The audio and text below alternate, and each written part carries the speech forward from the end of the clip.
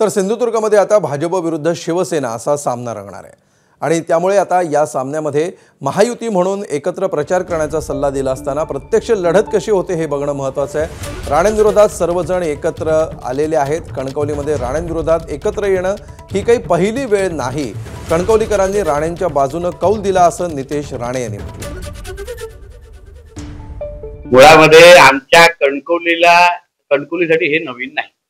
सन्मान्य राणे साहेबांच्या कारकिर्दीमध्ये असंख्य वेळी सगळेजण एकवटलेले आहेत आणि तेव्हा तेव्हा आमच्या कणकवलीकरांनी राणे साहेबांच्या बाजूने नेहमी राहिलेले आहेत। एबीपी माझा, उघडा डोळे बघा नीट।